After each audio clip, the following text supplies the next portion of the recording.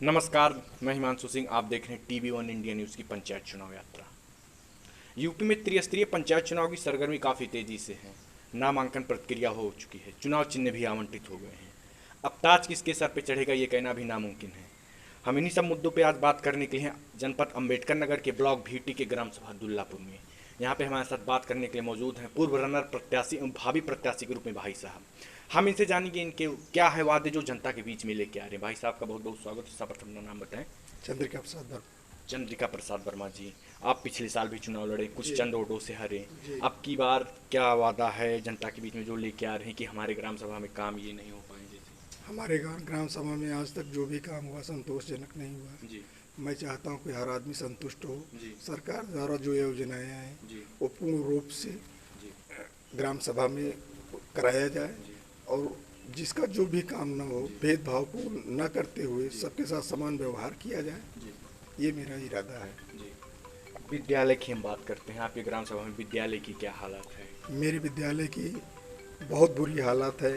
यहाँ शिक्षा के नाम पर कुछ दिया नहीं जाता है। यहाँ गांव में दो एक लोग ऐसे हैं, गांव की ही पोस्ट हैं सफाई कर्मी के पद पर, ये सब यहाँ पॉलिटिक्स करते हैं।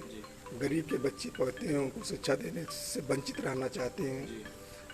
यहाँ तक कि विशेष सूत्रों से पता लगता है कि लोग यहाँ दारू भी पीते हैं। तो विद्यालय में जी। शिक्षा, विद्यालय को कहते हैं कि शिक्षा का मंदिर, भगवान का घर कहा जाता है, लेकिन यहाँ पे तमाम तरीके से दारू वारू पीना जी। तो इसके लिए आप सभी जैसे ग्रामवासियों ने कहीं शिकायत वगैरह?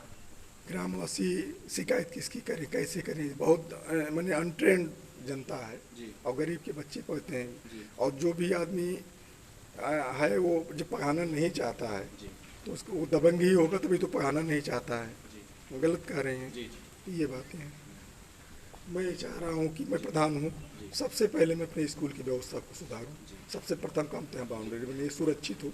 हम ग्राम सभा में आपके आए जब, तो वहाँ पे रोडों को लेके और नालियों की हालत देख के लगा कि ग्राम सभा में सफाई कर्मी नहीं आती। क्या जी। ऐसा सही है? जी ऐसा 100% सही है। जी। मैं भी गांव में इस समय चुनाव लगा रहा हूँ, गली गली घूम रहा हूँ, जी। सभी नाली बिजाती हुई मिल रही है। जी। मालूम होता है यहाँ सफाई नाम का कोई कर्मचारी ही नियुक्त नहीं है। जी तो मैं उसी प्रयास में हूँ कि मैं प्रधान हो जाऊँ, कम से कम उसकी उपस्थिति रोज हो और जिधर से निकलूँ उधर भी सफाई सफाई सफाई नजर आवे। आवास को लेके क्या आपका विचार है कि अगर जीतेंगे आवास, कुछ तो गरीब तबके लोग को भी आवास भी उससे वो भी वंचित रह गए हैं? आवास से संबंधित जो मैटर है, हमारे गांव में बहुत से ऐसे निर्धन हैं जिसके पास केवल झोपड़ी है। जी लोगों से आज जब गांव गांव घूम रहा हूं तो पता लग रहा है कि जिसके पास पक्का मकान है उसको कॉलोनी दे दिया गया, जिसके पास झोपड़ी है उसको नहीं दिया गया है। मेरा ऐसा सोच है कि मैं प्रधान हूं तो मैं प्रयास करूंगा सरकार की योजनाओं को के द्वारा आवास लाने के लिए निवेदन करूंगा कर्मचारियों से कि हमारे यहाँ जो पात्र हैं उनको ज़्यादा से ज़्यादा आवास दिया जाए।